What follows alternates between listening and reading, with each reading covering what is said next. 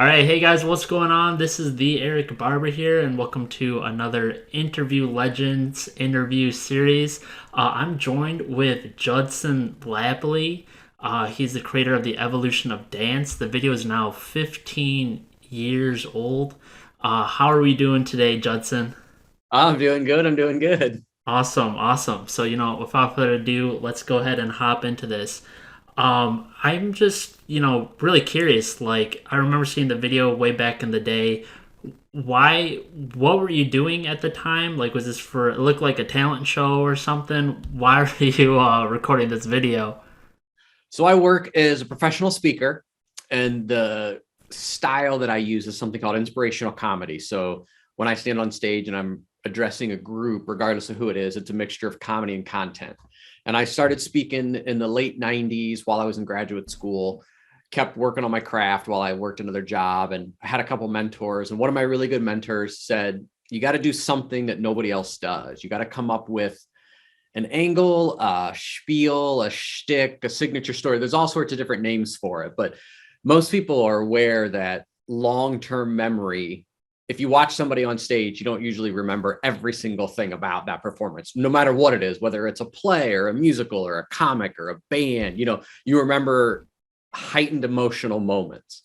And so I was trying to find something that I could do on stage during my shows that would kind of be that masterpiece at the end or somewhere in there that would be something memorable. And I talk a lot about change and evolution, and came up with the idea one day just of how many songs and dances are connected together, and then Yeah. how often new ones come out. The old ones are still great, but people are always still looking for that new one.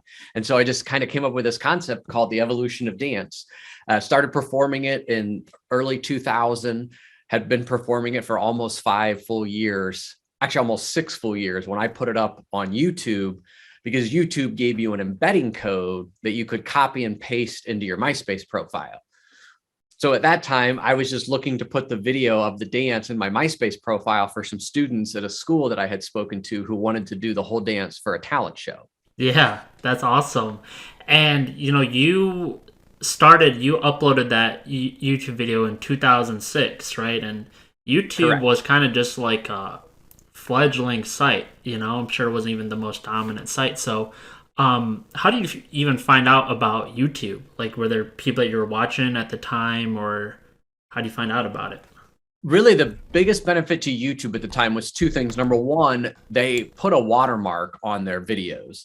So I had some friends who were in bands, and there were some other bands that I knew who had stuff on YouTube, like other videos that were on YouTube. And I was like, oh, they have a video on YouTube. And I saw the watermark for YouTube.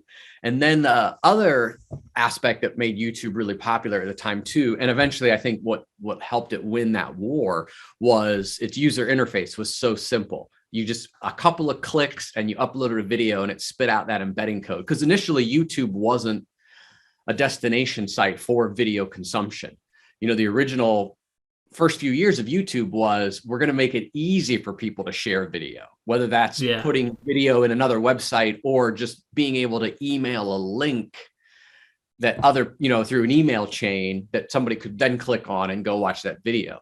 So I think there were three sites at the time I remember: YouTube, I think Video Egg was the name of another one, and I don't remember the name of the third one. And I was looking at those three sites, and I mean, I just got lucky in hindsight that I Yeah. happened to pick YouTube, because YouTube at that time had been growing, but was still pretty young in its infancy. Yeah, absolutely. And with that, what would you say is like the most exciting thing that's come out of creating the evolution of dance for you?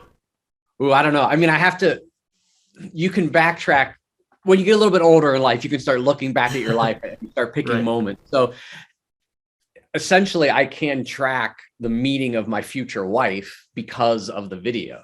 So I was asked to be auctioned off for a charity once, for like a date night thing for Easter seals. But I'd only been asked that because I had gotten quote unquote famous, at least Hmm. from that perspective, because of the video.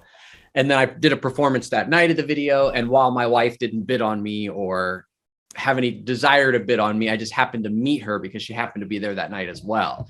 So you could Wow. make the argument that I would never have been in the room if it hadn't been for Yeah, dance yeah. video. So that definitely has to rank up there pretty high as far as things that have come because of the video. Yeah, no, that's really dope. And your dance moves, I gotta say, were pretty impressive. Definitely what I consider above like your average motivational speaker. I remember me and my friends in the sixth grade. That robot you did, that was crazy. We'd all be doing that limp armed robot move. That I like remember it crystal clear. But do you have any dance background, or like how do you learn to dance? Was it all self taught? Yeah, mostly all self-taught. I have no formal training. I got amongst the other great opportunities that I got to do because of the video, I was fortunate that I got to be in a Weezer music video. Wow. And so they had flown a bunch of, it's a great video called Pork and Beans. And it was kind of at No, the, yeah, that's crazy. yeah, Yes. so it was the height of the internet viral video movement where, there's still a lot of viral videos, but now, the life of a viral video is measured in days. And in the '09, 2010, 2011, it was still kind of like a video would pop up and that would be the video everyone would talk about for a month or two. And so they brought all these viral videos together and there was a choreographer there. It was out in LA and he came up to me and he was just like, hey, listen, I want to tell you something. And I don't want you to take it the wrong way. He goes, I love your video so much because I can tell you're not a trained dancer. And I Yeah. didn't take any offense to it in any way. He goes, but that's the great part about the video is I'm not a trained dancer. So I'm not like, I'll never win a dance competition because of Mhm. my length of arms and stuff, but I have enough rhythm that I can hold my own in the actual dance. So it's pretty much a combination of self-taught, some practice. And the other nice part is I didn't have to come up with any moves of my own. I was taking everybody else's moves. Yeah, no, I like that a lot. And speaking of with those opportunities and everything, I used to fly Delta Airlines a lot, and I know you were in the Evolution of Dance. You were in the Delta like viral Yeah, the memes safety video. safety video. Yeah, but the thing is, like, I had no idea that was you until I started doing like research for this interview, and the reason why is because like in that video, like the video I think is recording like 360p, of course, because that's like the time. So I never recognized your face ever. Like even in that video, I couldn't even make like this is the clearest I've ever seen you, I think. But so with that, like, do you get recognized on the street, or even when you made that video, were you recognized? No, so that's probably when you look at having something happen in life, especially when you get that much exposure, I really couldn't have asked for a better linear experience because you cannot tell that it's me in the video. I only in my life have maybe been recognized completely randomly a handful of times. Now, sometimes somebody will recognize me because I'm going to be at a conference and I'm the opening keynote speaker for an association and they know that I'm going to be there and they saw the picture. But the original video is so old that it's such a low resolution. There's a spotlight in my face. I have highlights at the time. Yeah. I look totally different. The internet safety video is so fast. My appearance is like a second, and it's just basically a real quick second. So I'm fortunate that I can use the video and the marketing of being the first viral video, the first one to ever hit 100 million, all these great, cool things about it, but not have to deal with walking down the street and somebody being like, oh, dance for me, man, dance for me. Yeah. Yeah, that's really sweet. And speaking of the dances, what's your favorite dance to do? My favorite dance is still probably either Keep On with from the Brady Bunch or the Apache Jump on It. Oh, Because okay. those are both taken directly from shows that I watched as a child growing up. Yeah, yeah, definitely. What else is really crazy to me is you made the Evolution of Dance and then Evolution of Dance 2 a few years later, but not even on your own channel, then Evolution of Dance 3 a little while later. And I think in today's climate with social media and everything, like if someone made a video like the one that you did, they would definitely try to become some sort of creator or influencer. You know what I'm saying? And has that ever been a thought to you? Because you're just sort of there and then out, then there, then out, then there. You know? So the second video we had You got to remember in 2006, when my video first came out, there were no ads on YouTube. There were no vloggers. There were no influencers. There was no one who was making a living making videos for the internet, making content for the internet. People had talked about it, but it was still really in its infancy. I was fortunate that I was a speaker first, had been a speaker for almost 6 full years, had built up enough of a following and a career in that field. And I didn't want to shift and all of a sudden try to do something else. The second video came out in 2009, right when ads started to become prevalent, where you could do a sponsor thing. And long story short, the day before the launch, something happened that it was making it so I couldn't put the video on my website. Like, we got streaming rights for it. We did everything right, but I wasn't officially a partner yet. Wow. And I don't know the whole story from the back end stuff, but long story short, I was getting ready to go on the Today Show to launch the second video. And instead of being able to say that it was on my page, which would have made 100% sense and made everybody's life 1,000 times easier, it ended up having to go on a company that I was working with at the time on some of the back end stuff. So that was why it ends up being on a different page. And then as far as being an influencer today, it never crossed my mind because I'm a little bit older, so I didn't grow up with that generation. I agree with you that if anyone has a viral experience like I did, you instantly then keep producing content. Right. You know, at one point I had almost for 3 years, the most watched video on YouTube, which means I was having an influx of people every day. Now, at the time, Twitter wasn't around, Instagram wasn't around, none of those things were around. So there was nowhere else for people to go to continue to consume, quote unquote content. Yeah, absolutely. And, speaking of some of the back end stuff, and I've always wondered this, because, there's so much, obviously all the music and dances you use are very recognizable and they're all copyrighted materials. Did you ever make any actual money off of any of those dance videos? Nope. That's always a question that I get all the time. Yeah. People, they start to calculate in their head. Okay, so 300 million views, probably $12 CRM, 7.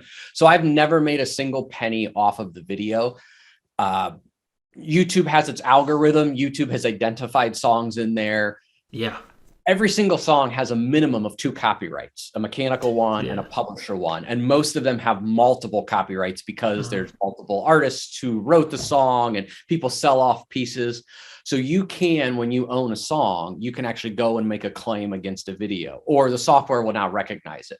So there are ads in front of my video now, the Evolution of Dance, the original video, and that revenue is distributed to those that have made claims against the video. So it's kind of this nice partnership because my video doesn't exist without those songs. It would make no sense without the song. Yeah.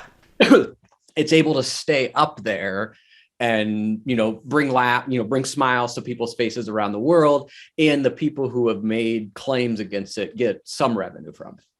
Yeah, absolutely. I personally have never made a dime of YouTube revenue from the video.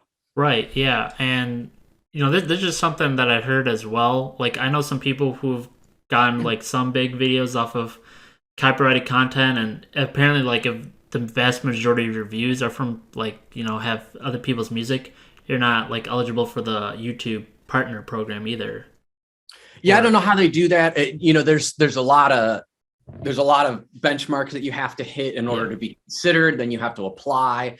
So I don't know how they figure out on their, my guess is in their side of things, they try to avoid that. YouTube itself, they don't want somebody to come in, they want original new content. Yeah. So just because you're not a YouTube partner or anything like that. And truth be told, with as intelligent as AI is now, it would be really easy to create farm systems where people could just take weird videos with copyrighted music and just say, oh, well, we'll give most of the revenue to somebody else. But if we've got millions and millions of dollars, I can even imagine how many Baby Shark replay videos and parody videos there are. Right. Yeah. And what do you think are the biggest changes to YouTube since you've started on the platform? YouTube was the kind of the OG. And YouTube is, videos don't go viral on YouTube anymore. If video goes viral, it's going to be TikTok, Facebook. TikTok is a large part. TikTok videos on Facebook ended up kind of seeming to be the ones that go most viral, because if they went big viral on TikTok, then somebody puts them on Facebook, they go viral there as well. There's still a large portion of the world population that isn't on TikTok. There's a large portion that is on TikTok. It's funny when you meet somebody who doesn't really understand TikTok and you start throwing out some numbers, and it just blows their mind. YouTube has turned into a search engine, and it's still a video site, but it's definitely more of a destination site, meaning very rarely does somebody just happen upon YouTube. Nobody sends a link to YouTube. One of the big changes was when Facebook changed their algorithm. It used to be you could embed a YouTube link into your Facebook post and it would immediately start playing the video when somebody scrolled down. Mm-hmm. Well, when YouTube wanted to focus on video and video for their own site, they stopped that. So if you post a YouTube link inside a Facebook post now, it just gives you a still thumb image, and you have to then click on that to get to a YouTube video. But if you just post the video on Facebook, it starts playing the video instantaneously. So that was a big, well, I don't want to say it hurt YouTube, but it stopped a lot of YouTube views and a lot of people using you. Now if you're a creator, you have to upload it to YouTube, you have to upload it to Facebook, you have to upload it to Instagram, and you have to upload it to LinkedIn if that's one of your places. It's hard to find one way to upload a video that then gets pushed out across all the platforms and meets the platform's qualifications to maximize the platform's use of their algorithm. Yeah, I completely agree. And that was some good insight. Do you have any plans to make an Evolution of Dance 4? And do you think I can't imagine you do an Evolution Dance 4 without having like a lot of TikTok influence towards the end, with the Renegade or whatever. Yeah, I mean, it would be really. So I'm 40. I'll be 46 in like a month and a half. So if I'm going to do anything eventually, it'll probably be more like the de-evolution of dance. One of my running jokes, because I still perform the dance in my shows, is that someday the dance is going to go from funny to sad. Like maybe back up to funny again someday, but I don't foresee myself doing a 4th edition. And if I did, I don't think it would almost have to be a parody, because I don't have the physical prowess left to perform. The older I get, the more impressed I am with Madonna, J-Lo, and anyone over the age of 45 who's out there dancing nonstop during a show, because it is taxing. Yeah, I could definitely imagine. And I've seen, you interact with other like big viral stars from way back in the day. Are there any that are like kind of notable to you, and any like cool experiences that you've had with any of them? I mean, the Weezer video was by far the coolest. The Weezer video and the Delta safety video was really fun, because that was the 2 times in my life, at least, where a large quantity of viral / internet people were at once. And so when you have this experience, there aren't a lot of other people who can relate to what you went through. And so it's fun to get to see, like, I got to meet the guy from the Will It Blend videos, which was a huge, him, the Gava Gava crew or Yava Yava crew, but like the people who were doing that. And then when we did the Weezer video, I've become friends, or at least acquaintances, with Matt Harding and Tayson Day. Oh, sweet. Some people who had some early day viral video success and things like that. But I haven't met many of the younger ones, so to say. None of the TikTokers or the people like that. I got to meet the person that did Keyboard Cat once. The person who did, what's the other cat? Nyan Cat. Nyan Cat? Oh, yeah. How do you say it? Is it Nyan? Nyan Cat. Nyan Cat, yeah. Yeah. No, that is really cool. I wouldn't even imagine, thinking about the people behind Keyboard Cat or Nyan Cat, but that's really cool. I mean, Tayson Day, that dude's a legend. So yeah, that is really awesome. So what are you up to these days, and do you have any like plans for the future? Like not necessarily evolution of Dance 4, but maybe something else for your YouTube or anything? Maybe I always throw around the idea of possibly if I do anything though, it's going to be more. It'll be more aligned with my speaking side of things. So I'm still speaking. I have my 23rd year now working as a professional speaker, a lot around personal development, human behavior, personal achievement, all of those things. So if I ever utilize, like, there's a part of me that knows I should do something on YouTube, but there's also a part of me that knows a large portion of the quote unquote subscriber base on YouTube is from a dance video. So if I all of a sudden show up, be like, okay, so today we're going to talk about goal setting, and they're all going to be like, what? I don't want to hear that. Like, why don't you just dance? So I've got about 5 more years of performing the dance is my goal personally. Again, it kind of goes back to the physical aspect of it. Yeah. I used to be able to do 3 shows in one day without even batting an eye. Now I can do 2 shows in one day if necessary, but I can't do another show the next day. So there's going to be a point where I literally physically won't be able to perform it at the level that it deserves to be if somebody is paying me to do it in front of an audience. Right.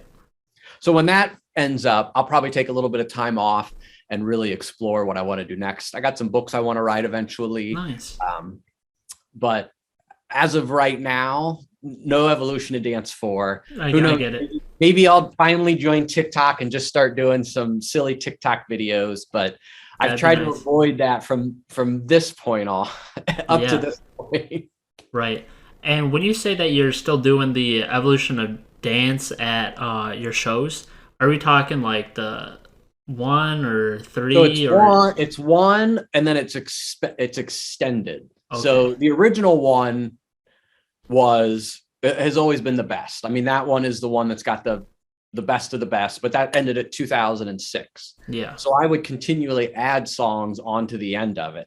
I have taken some songs out. I don't do the worm anymore. Okay. That's just a purely physical thing. Yeah. But it's almost another full 2 minutes. So it's almost 8 minutes long when I perform it now. Nice. Yeah. And just out of curiosity, what's like the newest song at the very end of that new? So the newest one right now is Hotline Bling. Oh, okay. So one of the other kind of detriments is it's really difficult for a song to have a specific dance that everybody knows now. Because the way people consume music video or music dances is so sporadic, it's so separated. People over the age of 30, not all of them, but a vast majority of them are not watching TikTok. So they're not catching the 60-second or the 30-second dance videos that might, like Renegade. Mm-hmm. A whole nother group are watching dance or are watching videos on YouTube. And so they're not necessarily watching the dances. So I don't know when we're going to see the next everybody does that dance when that song comes on. Yeah. I think Hotline Bling was a good inclusion. I definitely remember him doing that move in the music video. Yeah, he just does. And then the little one, but even still, there's still a lot of people who don't know that because they never saw the video. Yeah. I definitely agree, but that's cool. So yeah, I think we're about ready to close off this interview. Do you have any like final notes or final message to everybody out there? No, I mean, for all the people out there, we live in a world that essentially kind of about 3 different type of people right now. We've got the creators, the consumers, and the critics, and you get to choose which one you want to be. And with the ease of the level of creation now, everybody should at least be both consumer and a creator, and hopefully less and less people are the critics, but you're always going to have those. So for those people that are the creators, just keep on creating. That's the biggest thing. The ease of which you can become a creator now is so low, which means that the level of difficulty to become a successful creator is now much higher than it used to be.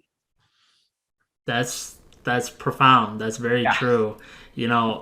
Judson, thank you so much for coming on for this interview. I gotta say, evolution of dance, like it's a little bit surreal for us to even be talking because I've been watching you for, well, I guess not because Since you you don't were have like many 2 years videos, but old, right? yeah, yeah. I mean, it's really awesome to have you, and happy early birthday, and best Hey, thank you wishes, much. and success with all your your upcoming books and whatever you pursue. And best of luck to you as well. Thank you. I really appreciate it. Thank you so All right, much you're again. welcome. Yep. Have a great one. Take care. Yep. Bye. Bye.